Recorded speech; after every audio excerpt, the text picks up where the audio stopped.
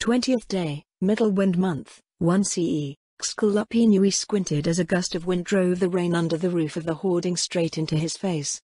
After the wind settled down, he shook the water from his coat, wiped his face with the back of his right paw, and renewed his vigilance. His ears swiveled toward a whining noise next to him. "Ah, quit your bitching. This isn't fair," a young Lup hunter by the name of Fences replied. "We've been stuck on this wall 3 times longer than anyone else. Don't act as if you don't know why." The whining ended with a sharp snort. Xkal turned his attention back to the darkness beyond the wall. It wasn't about fairness. They were there because they were the best option. Lup had the endurance of Con, the stealth of Osalo, and a better sense of smell and hearing than Gao.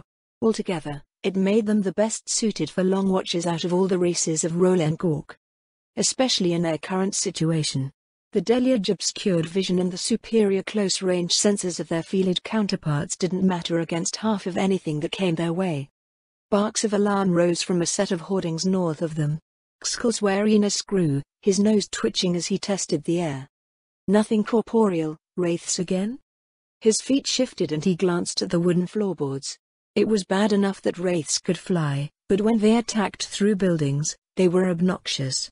He had been drained more than once by spectral claws reaching out of walls, floors and ceilings.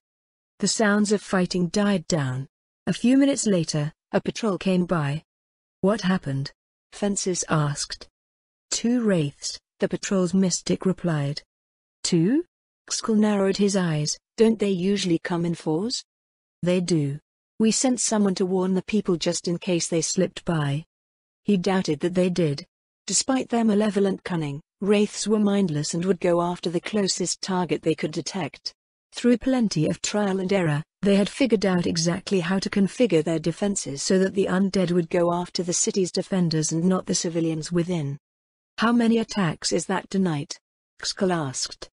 "That was the 4th set," the mystic growled. "Some zombies and skeletons wandered in, as well." Xkal sighed. It was getting worse. When the undead first appeared, a couple of big battles happened when they tried to cross the rivers. Barely any stray undead appeared back then. The big battles still happened every few days, but it was the trickle of stray undead slowly growing over time that worried him the most. His gaze followed the shore of the Roland Gork until it was swallowed by the darkness. How many undead were out there now? "They really are a perversion of life," he muttered. "Everyone already knows that," Fences said. "We never fully knew back then," Xkal told him. "It was just a thing people said. Now, it's almost as if we're fighting on any other border." "How do you figure?" "It's like they're growing," he pointed to the darkness in the west with his nose. "Like a tribe. The more members they have, the more often raids go out. Except they were growing far faster than the living. Their food was death, and the West likely had plenty of it between the humans and the poor migrants that had settled out there. You heard what our raiders said, right?" Xkal continued, "the ones striking out to keep their numbers down. All those human villages that were overrun, they're filled with undead humans now. Undead humans and their undead animals. It's like they're trying to replace the living with themselves." "That's pretty creepy." "Well, I wouldn't mind them so much if we could eat them. Then it'd really just be like any other border." Xkal shook his head at the younger Lup's wagging tail. Then a glowing Lup arm popped out of his stomach. It vanished as he leapt forward with a startled yip. "There's number 3, he shouted. "Focus battle aura." With a vicious snarl, Fences brought his paws together and clubbed the wraith from behind. Though it was incorporeal, the martial art-imbued blow drove it into the floor with a wail. They stared at the empty spot on the floor. "Oops," Fences said in a small voice. "Damn it, you should know better than that by now." "Got it." A voice came from below. Xkal and Fences came out from under the hoarding and looked over the back of the wall. A patrol on the ground waved up at them. It looked like the wraith ended up closer to the patrol after being knocked down into the wall and went after them instead. "Anyone get trained?" the patrol's mystic called up at them. "No, resisted," Xkal replied. "Watch out for number 4. The patrol resumed its rounds. Xkal returned to his post. Though he knew it wouldn't happen, he checked his nug-hide jerkin for a hole where the wraith's arm came through. "Maybe the 4th one went somewhere else," Fences said. "Not unless it got distracted by something along the way." Stay sh. A pale figure made its way through the fields in the distance. Skull took a bullet from the pile in front of him and loaded his sling. He sent his weapon into a whirl over his head. When the figure drifted within 40 meters, he loosed his attack. Ow! What the hold on? Stop. I'm not some damn zombie. The figure resolved into the tan-colored figure of a female con, who was wildly waving her arms. First I get attacked by a wraith, she seethed, and then you hit me with a rock. Sorry. Since she had approached under concealment, all he could see upon first spotting her was a pale blur. The coincidence was enough to make him wonder if the undead had some twisted sense of humor. Where'd you come from? Skull called down. Northeast, the con replied. The undead have crossed the river. A lot of them. I need to talk to Elin there. What the? The con runner stopped in front of the gate. The doors had been broken open over a year ago and never repaired, but they were still able to stuff it full of furniture. We stopped it up a few days ago, a sentry atop the gatehouse said. Elinver didn't like the way the undead were building up. Just go over the wall. Skull tried to ignore the welt on the runner's shoulder as she scaled the wall and went down the other side. She said she got number 4, right? Fences asked. I guess, Skull answered, but don't drop your guard. 30 minutes later, another con runner appeared. Skull didn't hit it with a rock this time. What's going on? Skull asked as the runner crested the wall. The undead are on the move, the runner replied. I need to see Elinver. Over the next 2 hours, more and more runners from both the north and south arrived reporting the same thing. Warriors started appearing to take positions around along the walls. The Overlord that oversaw the city, a powerful warrior by the name of Elinkra, joined them. They're coming here? Fences asked. The city might be getting encircled, Elinkra answered, shaking out his black mane. Do they do that? I don't know, but whether they're doing it intentionally or not, it's going to end up that way. The entire undead line is advancing and we're likely to hold up our part of it. The course of the rivers created a natural front that put the city on its westernmost point. Even if the undead all moved at the same time, however, there was a good distance from the western crossing to the city. Did any of our patrols come in? Skull asked. I didn't see any arrive on this sea. His ears pricked at the sounds of distant baying.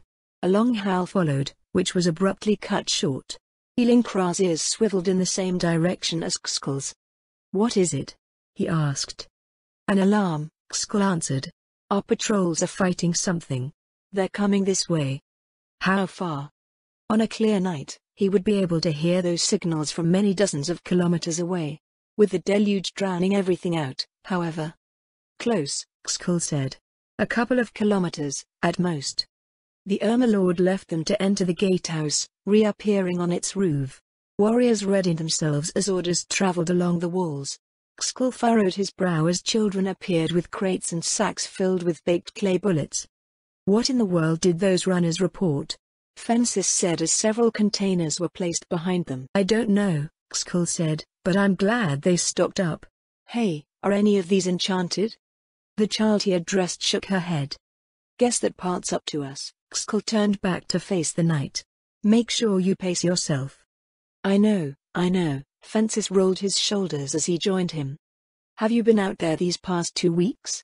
Skull asked. Me? A couple of times. By the Warmaster's orders, every fighting adult was rotated into patrols and raids against the undead.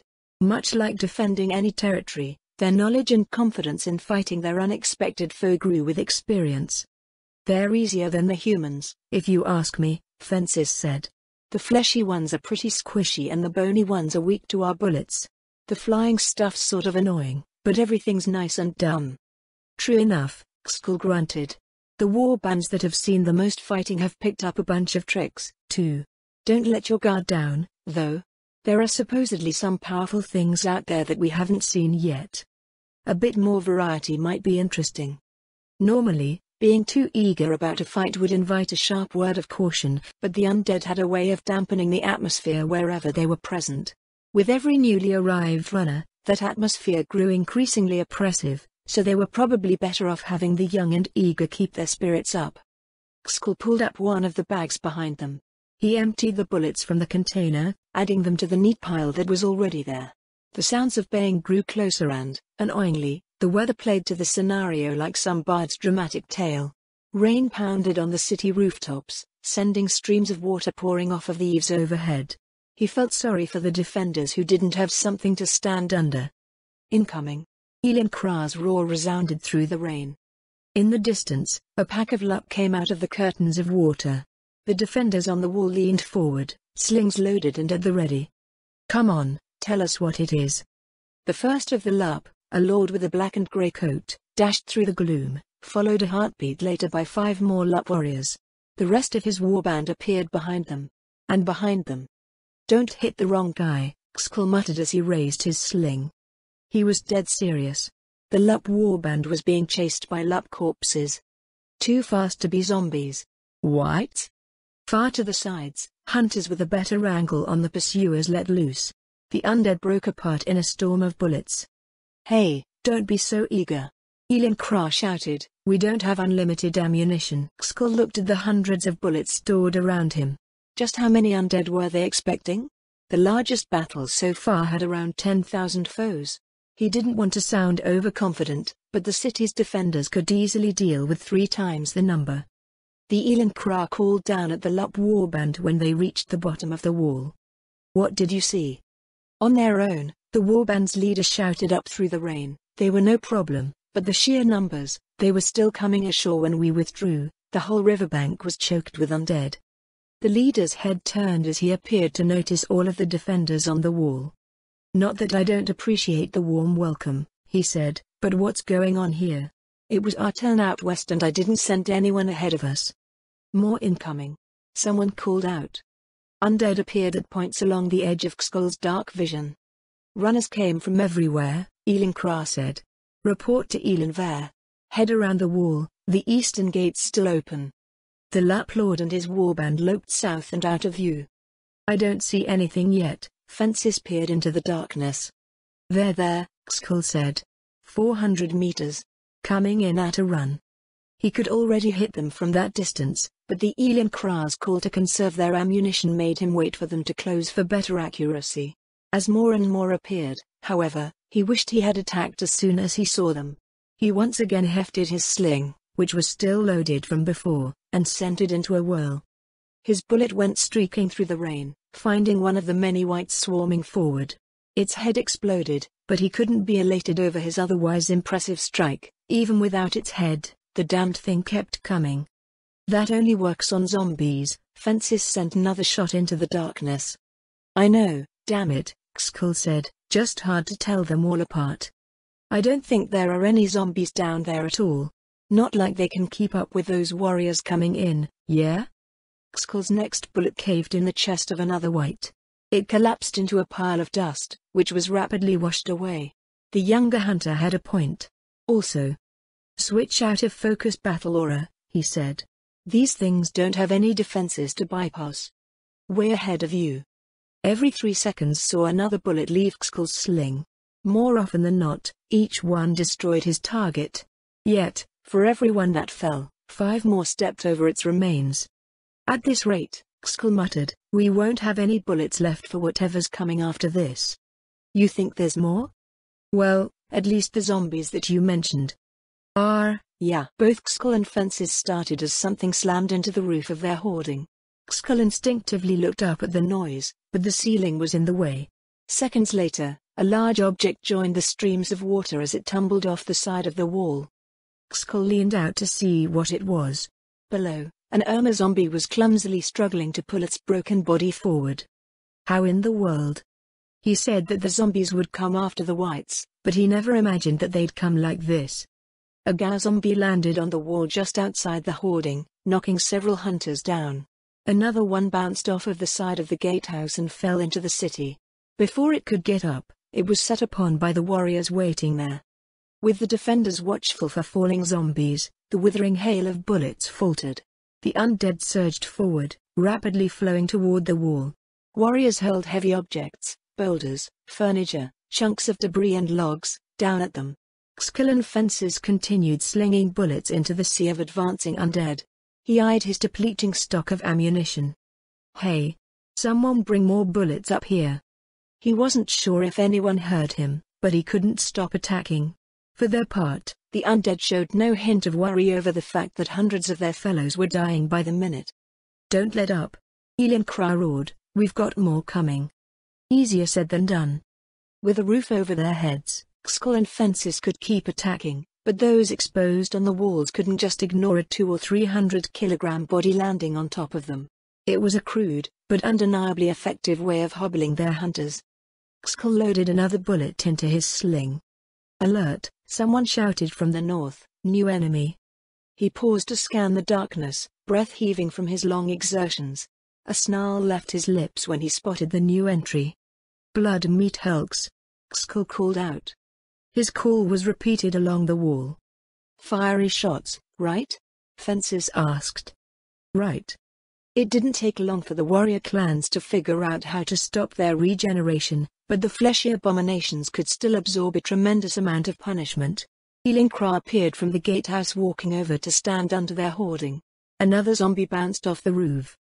"What targets should we focus on?" Skull asked. "How many are there?" 30 so far. They're still appearing."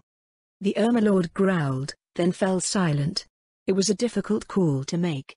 It would take dozens of bullets to take down a single one, dozens of bullets that could have downed dozens of lesser undead. A child came up the stairs, lugging a sack of clay bullets with her. Skull voiced his thanks and she collected the emptied bags before leaving again. "We'll have our strongest hunters focus on the blood meat hulks," the Overlord said. "Everyone else, keep thinning out the rest." His orders were relayed along the wall. Skull resumed pelting the weaker undead. "You're not attacking the hulks?" Fences asked. "I'm nothing compared to some of the other hunters here," Skull replied. "Let's work on." His nose reeled as a putrid stench washed over them.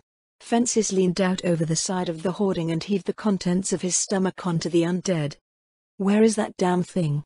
Elinkra shouted. "I don't see it down there," Fences croaked.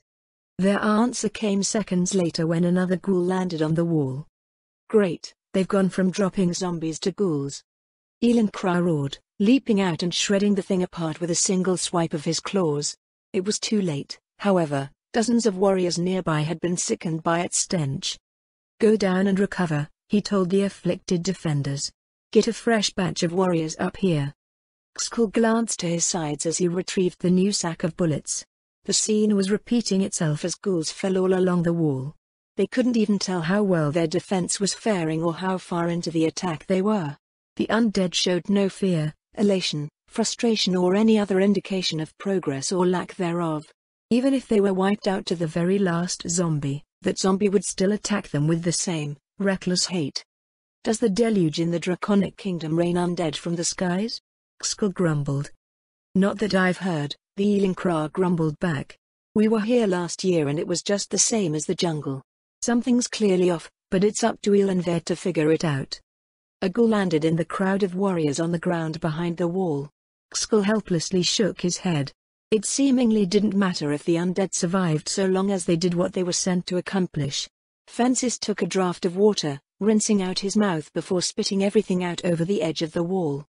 "There must be one of those elder liches out there," the young hunter said. "The undead are fighting too smart." "An undead caster, huh?" The undead they had battled over the past 2 weeks had plenty of special abilities, but they hadn't yet fought any that could cast spells. Were they something like mystics? Or were they closer to the human mages that appeared to fight from time to time? "Orders from Elenver." A Lup warrior came out of the gatehouse. "We're withdrawing." "So soon?" Elinkra asked. "I don't think we've even lost anyone yet. We don't have so many favorable positions that we can simply give this one up." "It's the reports from the flanks," the warrior told him. "The undead are advancing across the entire front. We've gotten reports from the entire breadth of the Reach." Skull eyed the growing horde of undead. This was happening across the entire Draconic Kingdom? Even if the defenders of the city prevailed, the entire countryside would still be lost and they would be trapped in a veritable sea of undead. He resumed slinging bullets. "Well, at least we don't have to worry about ammunition anymore. How long do we have to hold for?" "We're not sure," the warrior said. "The evacuation's already started, but we need to give the civilians a good head start." "The warriors lot, huh?" During the migration, many of the civilian clans fancied themselves as warriors, going so far as to purposely target potentially strong humans so they might style themselves as such. Now that they were facing a real threat, they were being shown how powerless they truly were. As it was throughout their history, the warriors would fight and die if required so that their people as a whole might survive. Well, not many of us are dying. Destroying thousands of enemies and getting away with barely a scratch would be a great trade if we weren't also giving up a defensive position like this. Elinkra headed north to issue orders and encourage the city's defenders. Fences dragged another sack of bullets in front of them. No, I don't want to go. A high-pitched human voice sounded from behind him. Are you crazy? Another voice growled, that's an undead horde out there. Everyone has to go. Hey, Fences said, you hear that? They're trying to save the humans, too. Of course, they are. Skull reached for another stone. There are only two sides in this fight, the living and the undead. Any human that dies here is one more undead thing coming after us. His lip curled as a ghast landed on the wall, filling the air with its rancid stench. The warriors nearby pounced upon it, and then they were all blasted off of the wall by a cow. What? Hey, Skull. I saw it. He flung another shot into the undead horde, searching for the source of the flying cow. A horse tumbled out of the rain and smashed into the hoarding next to theirs. The timbers splintered and hunters within fell into the undead below. Skull traced the arc of the impromptu projectile back to one of the blood-meat hulks about 200 meters away. Gathered near its feet were scores of zombie beasts. They don't even need to lug their ammunition around, he sighed, it just walks on its own. Target that blood-meat hulk. But the Lord said, his orders aren't being carried out. Skull loaded another bullet, take it down before it takes us down. The floor shook as another zombie beast splattered against the wall just under them. We're next, he shouted, get back. Skull took all of 2 steps before a horse slammed into his side of the hoarding. The floorboards collapsed under him. He landed in the mud below, fragments of their former shelter raining down around them. A withered claw reached out for him. He kicked the wight away and pushed himself to his feet. Fences. Get up and fight. Skull shoved a wight away from the dazed young hunter. Something clawed his back. He turned to club away half-rotted Osalo. All along the wall, he saw groups of other hunters dislodged from their perches, fighting back the endless press of undead. Not too far from their position, one particularly large clearing had been carved out at the base of the wall. A ghast leapt out at him, its tattered maw dripping putrid saliva. He ripped out its jaw and used it to shatter its skull. Fight north. Fences wordlessly turned at his shout, bashing, kicking and biting his way forward. Support came from the walls above in the form of rocks and wooden furniture. They pushed through the thinned-out mass, emerging into the clearing he had spotted before. You made it. Before them, they found Elinkra and his personal warband. The hunters that had fallen from the wall were in their midst, reusing the spent bullets littered over the ground. You came down? Skull gawked at the sight. We did, the Overlord said, but we're not staying. Most of the pressure is on the western wall. We're breaking out to the north now that you're here. A zombie fell on the Elinkra's head, but it may as well have been a raindrop. He whipped it into the mud with an annoyed growl, crushing its head with a single stomp. The glow of healing magic washed over Skull, and the burning pain in his back receded. He looked up to find a row of mystics supporting the warband from atop the wall. Convenient, eh? Elinkra grinned, let's get out of here. Then joined the warband as it fought its way north around the city wall. Cheers of encouragement followed them from the defenders above, and dozens of warriors leapt down to add to their momentum. A thrill of exhilaration coursed through him. It was as if he was living out one of the tales, except this particular story was one he had not known before. They were an unstoppable force cleaving through the most evil of foes. Just a bit more, the Elinkra's voice sounded over the battlefield. 200 meters and we're out. He wasn't even tired. If anything, he had gotten more tired from endlessly flinging bullets from the wall. Skull twisted and flicked another bullet into the swarm of undead chasing after them, destroying the nearest ghast. The rain of projectiles from the walls further thinned out the undead trailing in their wake. And then, all at once, they broke through. Skull lowered himself into a run, looking over his shoulder at the receding mass of undead. We did it. Woo, that was great. Fence's tail wagged non-stop. I wouldn't mind doing that again. Don't push your luck, you damn whelp, Skull chuckled. We don't have. An orange glow cast long shadows ahead of them. He looked over his shoulder again. A blinding conflagration rose from the city wall. Skull squinted, and he thought he could see distant figures thrashing and running about in the inferno. Some of them cast themselves to the field below, where they were overwhelmed by the awaiting undead. Above the horrific scene, 10 figures floated, their rain-slicked black robes catching the fading light of the flames. Ah, so those must be elder liches. Skull's thoughts didn't linger long on the new arrivals, however. His gaze was drawn past them to the void beyond. There was nothing there that he could see, but he could certainly feel it. A near-tangible weight seemed to press down on him, squeezing his body and wringing out the emotions that had just filled him before. It was as if the pervasive oppression that came with the undead horde was magnified 100-fold. Whispers of dread rose from the corners of his mind. Their long battle had been nothing but a frolic through a sunny glade, and their moment of elation would be the last that they would ever know. Skull exchanged a glance with Fences. Fear was creeping into the younger hunter's eyes, the eager light from before thoroughly extinguished. Elin Kra's warband, too, had ceased their jubilation. Everyone lowered their heads as they picked up their pace in the pouring rain. As they fled into the darkness, a single thought seeped into Skull's entire being.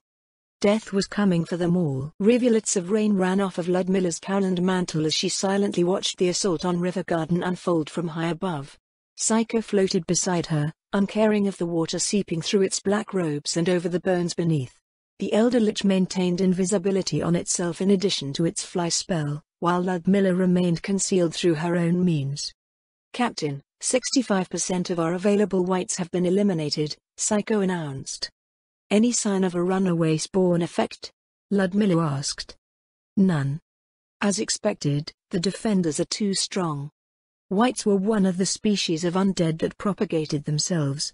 A humanoid or demi-human slain by a non-summoned white, in other words, a created or naturally spawned one, rose as a new white within 30 seconds. Unlike ghouls and ghasts, however, the newly spawned whites were subordinate to the parent white as soon as they were raised. Those whites could spawn more whites who in turn were subordinate to them, and there appeared to be no limit.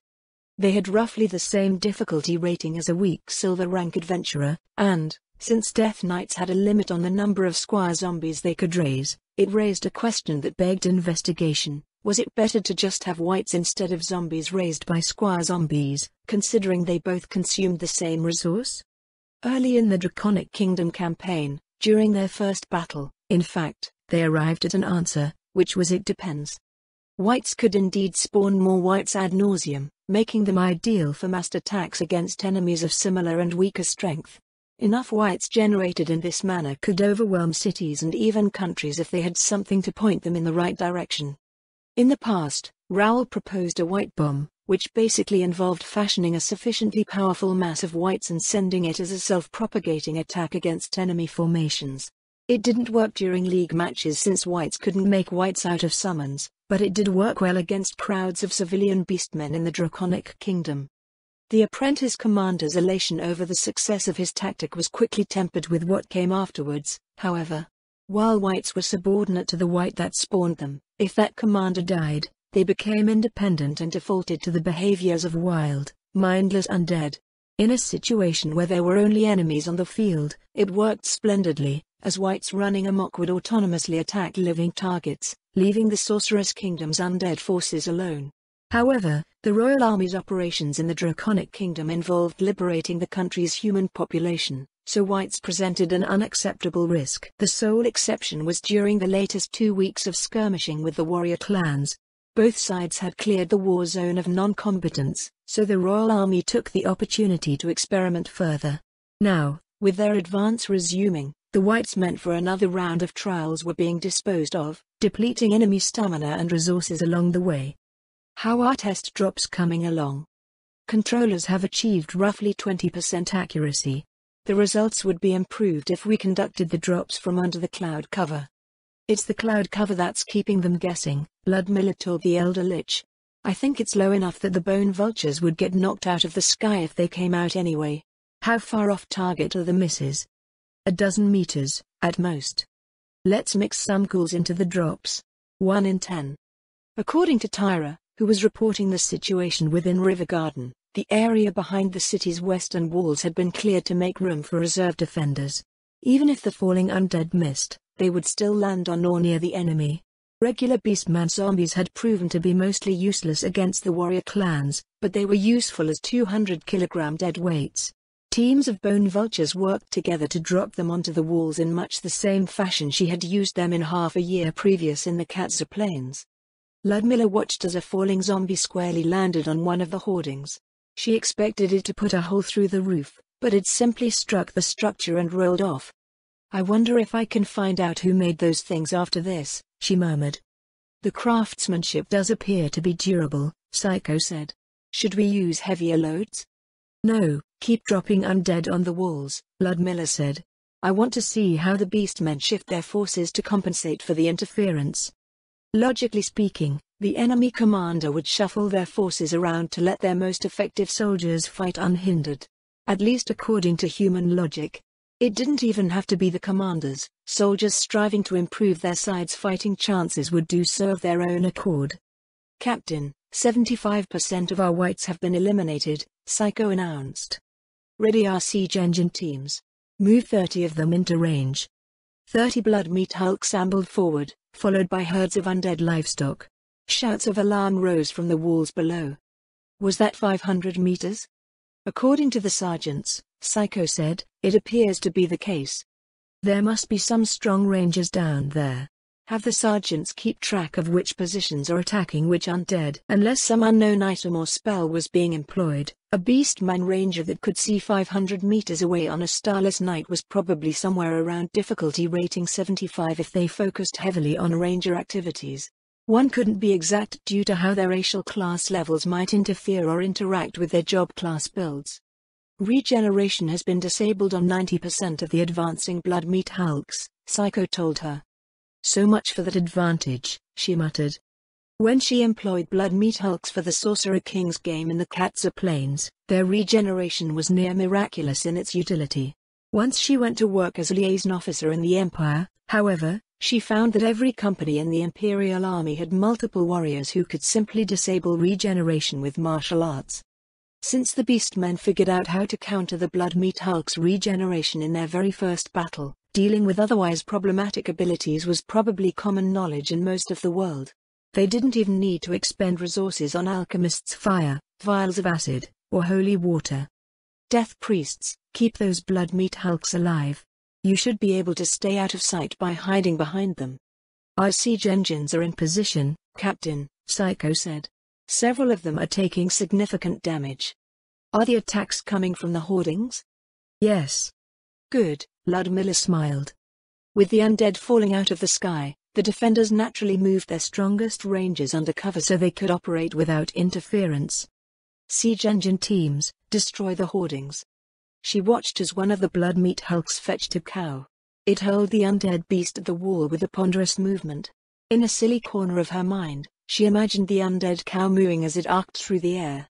The 600-kilogram mass crashed into a group of warriors, knocking them off of the wall and into the city. "Oof," Ludmilla winced. "Was that on purpose?" "Your instructions were to target the hoardings." "Right." The inaccuracy of the blood meat hulks seemed to serve in their favor, as the defenders appeared indecisive as they tried to figure out what the new attacks were and what they were being directed at. A few minutes and several dozen zombie beasts later, all of the hoardings on River Garden's western wall were destroyed. The initial impacts on the undead waiting below probably weren't enough to kill strong rangers, but being dumped out into the field effectively stopped them from serving in their intended role. "Siege engine teams, keep suppressing the walls. Main force, begin your advance." Far in the back, the infantry squadrons, along with thousands of skeleton warriors, marched forward. With the beastmen's sharpest eyes put out, they would be able to close on the walls with minimal trouble. "Raven Princess, this is Shion." Ludmilla raised a hand to her ear. "What do you have for me?" "This isn't what you asked me for, but I thought you should know anyway. The beastmen are withdrawing from the city." "That sounds like what I was asking for." "They're not panicking, though. It's an orderly withdrawal. They're even trying to save the humans." "I see. Want me to do something about it?" "No, I have to figure this one out.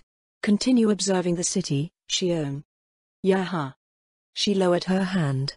Psycho looked at her expectantly. That was Tyra.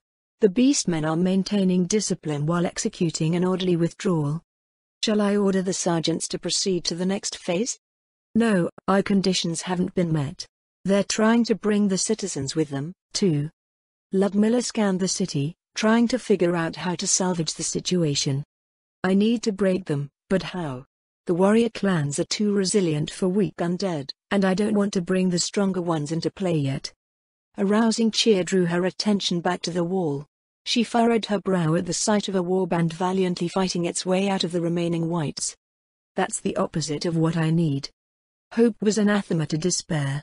She needed to extinguish its flame and stamp out the embers. Her eyes went to the collection of mystics supporting the warband atop the wall. How convenient. Spent white controllers, target the casters on the northwestern wall. Simultaneous maximized fireball. Go in with invisibility. The ghostly figures of 10 elder liches appeared in her true sight, gathering in complete silence above the wall. As one, 10 black-sleeved arms pointed their bony fingers at their oblivious targets below. Maximize magic, fireball. 10 fist-sized globes of flame streaked down through the rain. A blinding conflagration erupted in the center of the gathered mystics. Their howls of anguish lasted all of a second. After 3, not even their cinders remained. Beastmen caught at the very edges of a few of the overlapping fireballs were set ablaze and ran about in screaming panic. Those who remained untouched nearby were aghast with horror. That's what I was looking for. I need more. Ludmilla looked to the west. Her main forces were still too far from the wall. The Elder Lich's opportunistic strike had broken her methodical advance, but it had also created a breach to exploit, as well. She called down to the undead casters hovering over the wall. Sweep the walls with fear spells. Summon wraiths to run interference for you. Have reconnaissance shadow that warband fleeing to the northeast with a pair of bone vultures, she told Psycho. If it looks like they're coming back, let me know. We can't let them rally the defenders like that again. Raven Princess, this is Xion. Whatever the hell you did, holy crap. I barely resisted it. Resisted? That was some skill, right? How close are you to the wall? I had some elder liches cast fear along the entire west side. Not close. I'm in the bell tower of the Temple of the Four. It's got a good view of everything. The beastmen and the humans in the central plaza are shaking in their boots. Well, the beastmen don't have boots, but you get what I mean. Are they maintaining order? Yeah, but they're clearly shaken. Do it again and most of them will break. I'm not sure I want that much chaos. We need to retain as many humans as possible. She glanced down at the field. The infantry squads were nearly to the wall. We're storming the city soon. Let me know if anything else happens. The message spell ended. Ludmilla looked over at Psycho. Did I use a skill just now? Would you not know if you had just used a skill, Captain? Psycho's dubious tone reminded her of Nonna's response whenever Ludmilla unknowingly did something. It occurred to her that an army composed entirely of the undead would have no idea if she had or not, as they were naturally immune to mind-affecting abilities. I might have activated something new, Ludmilla said. It's hitting friend and foe alike. Some sort of fear-like effect, according to Tyra. You just dispatched 10 elder liches to fear the walls, Psycho noted. The effect she described reaches at least as far as the plaza with the Temple of the Four. I don't think anyone in our forces here has something like that. If this is true, it merits investigation. The tactical utility of such a battlefield aura is plain. Her other battlefield auras had similarly expansive ranges, so there was a high chance that she was the source of the effect. It wasn't something she wanted to accidentally activate in any situation, so she would have to figure out what was causing it. Below, the infantry squads had gathered below the western wall. The Death Warriors gave their squads a leg up, and 2 squads started clearing the wall in opposite directions. The other squads hopped down to enter the city streets. Ludmilla descended to 100 meters, watching the urban battle unfold.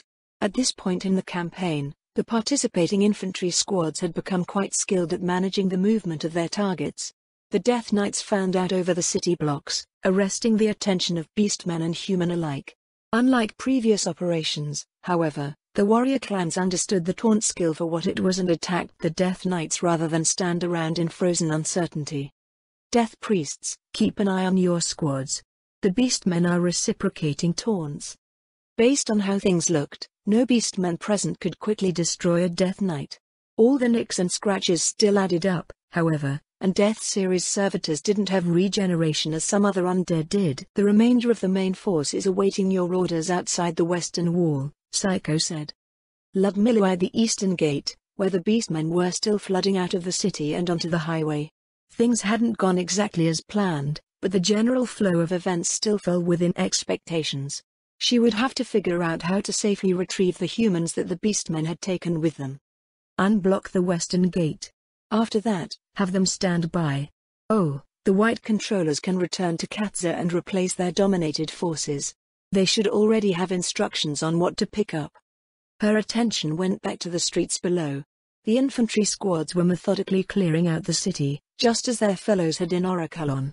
She watched, unblinking, as an Irma warrior urging the city folk to run was gripped by the throat and run through by a Death Warrior's greatsword. Not enough. Blood spattered on the cobblestones before the wide eyes of the surrounding spectators, yet the hues of fear were slowly receding over the city.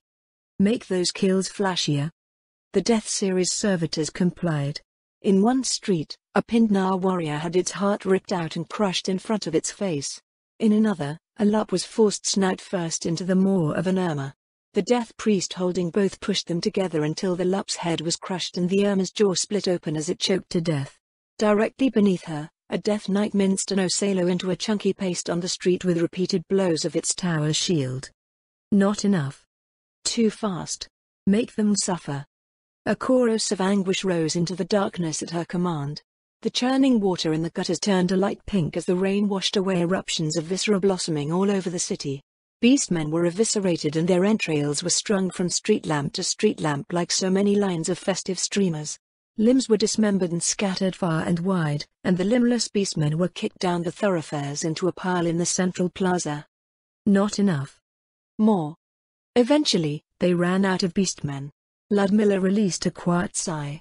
It still wasn't enough. Elder Liches and Death Priests, perform a second sweep of the city with summoned wraiths. Leave no building uninvestigated. Squad 15 and 16, assume defensive stations around the city. Everyone else, collect outside the eastern gate. With her orders issued, the citizens were released from the Death Knight's area taunts. Ludmilla suspected that most of them weren't even under the effect, given their reactions. They stood unmoving in the rain, wordlessly watching as the undead dispersed.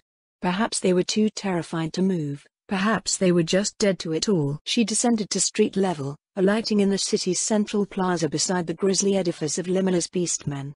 She looked up at the pyramidal pile of corpses thrice her height, and then at a set of staring citizens nearby. Does this please you?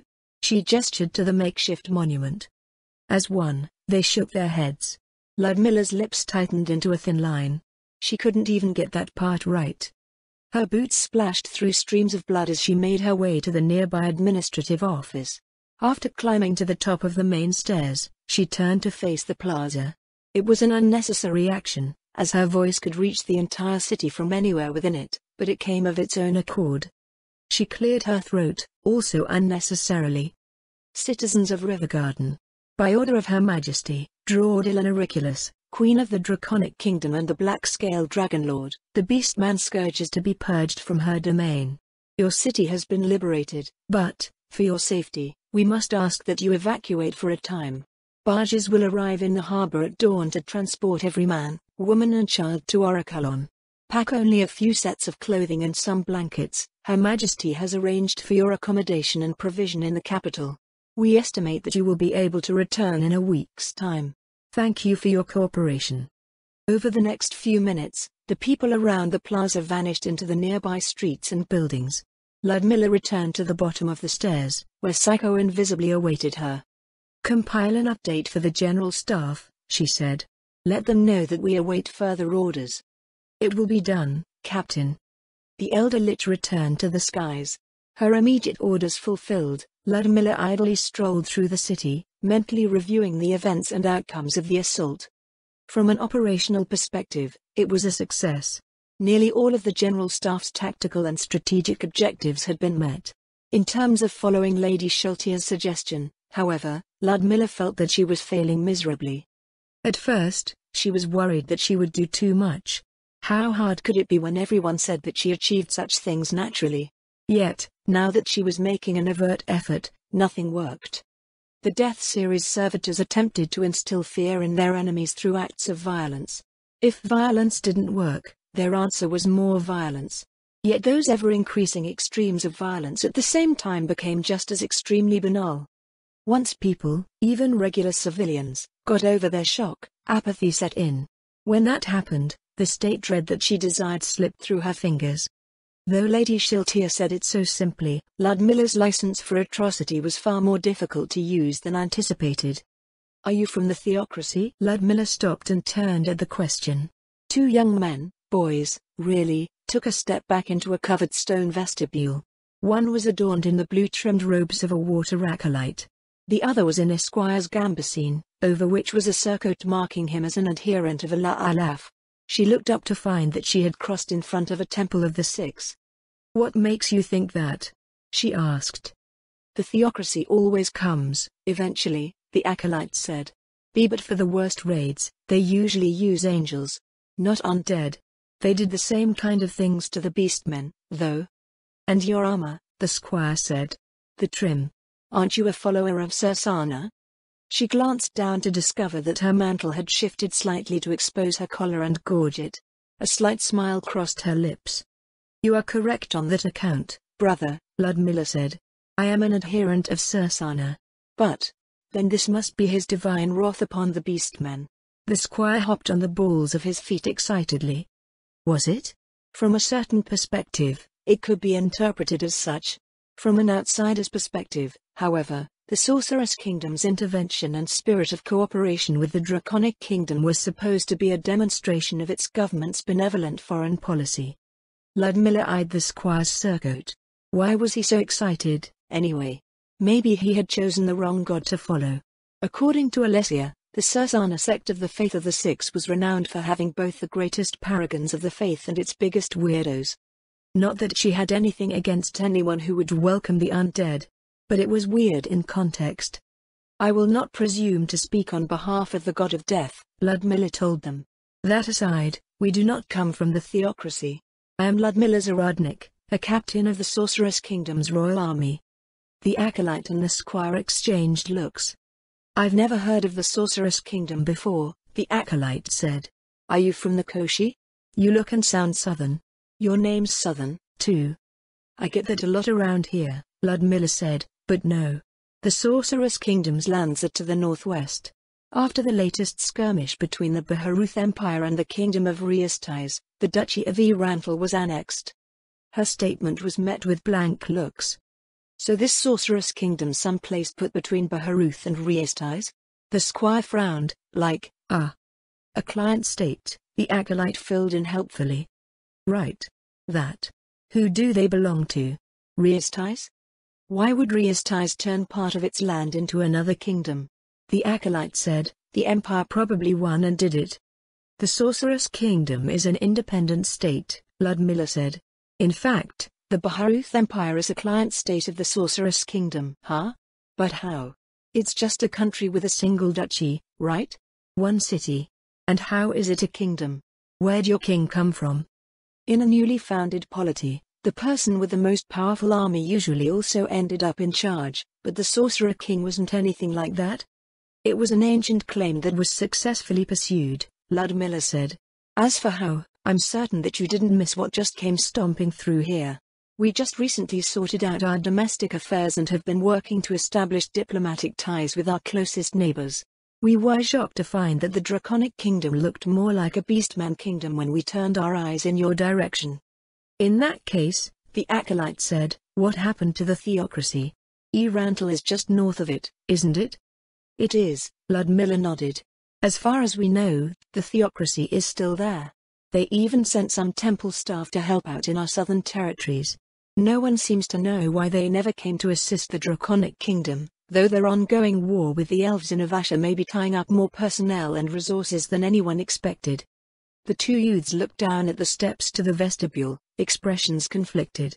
Going by how the other temples of the six were being treated, she couldn't imagine that they would fare any better.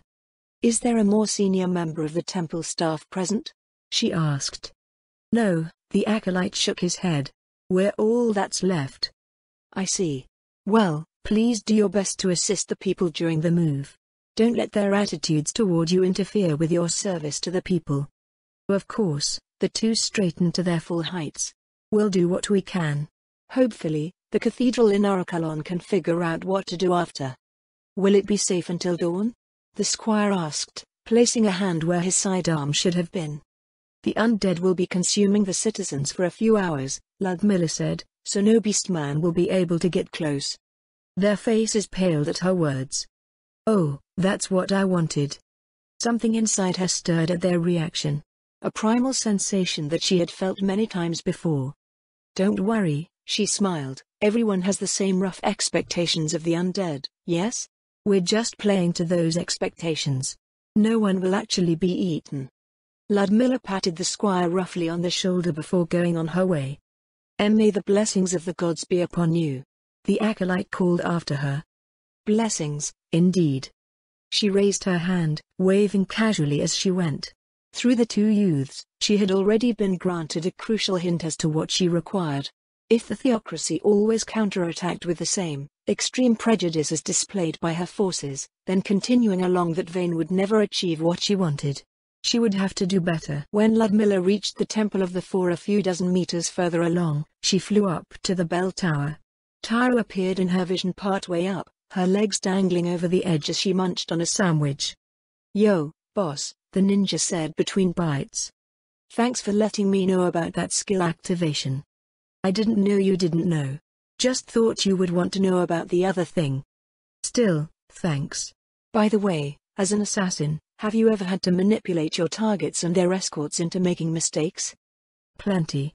"Ah, was that what you were doing just now?" Ludmilla sat down beside Tyra, leaning against the bricks of the tower. "Yes. I was trying to instill a persistent sense of terror." "In that case," the ninja told her, "you messed up." "I thought so," Ludmilla sighed. "It's weird, though, you seem to have a good handle on it before. When I'm going after a target, there are two kinds of terror. The first, let's call it shock. You spring an ambush or pop out of the shadows and do something so big that your target and everyone around them just freeze. Can't keep 'em like that forever, though. The second kind is for the long game. Making people look over their shoulders and imagine things that aren't there. Makes them screw up more and openings start appearing for an assassin to slip through and make the hit or slowly dismantle the target's defenses." "The latter was more what I was going for," Ludmilla said. "I'd like to keep the entire front in a state like that for the remainder of the campaign." Tyra looked up at the dark skies, furrowing her brow and pursing her lips. "That's, pretty ambitious," the ninja said after a moment. "Crazy, even. I've gotten jobs to off Imperial officers before, and their bodyguards simply won't crack. Every Beastman warband out here is like a stronger, tougher version of a company in the Imperial Army, and you're saying you're trying to do all of them? I don't know if there's anything I can say that would help." "Having someone to speak with is helpful on its own," Ludmilla said. "Especially one who is familiar with the subject. The forces here should be on the move soon.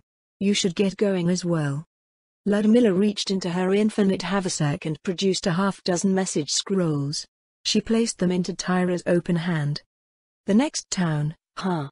the ninja said as she put the scrolls away. "We're not even sure if they'll stop to defend it, but yes. If they don't, try to get ahead of them and see where they're setting up their next defensive position." With a gesture of her fingers, Tyra merged into the shadows. Ludmilla activated her hairpin and flew up to rejoin Psycho. The Elder Lich had a hand to its ear, so she silently waited, scanning the landscape below. "It's weird, though, you seem to have a good handle on it before." What was the difference between now and their operation in the West? Was it because they were civilians? Or already in a posture of flight? Lady Shiltier called her a mistress of fear, yet, now when she was actively trying to promote it, her efforts were falling flat. How could a facade be more effective than a genuine effort? It was a conundrum that she would have to puzzle out.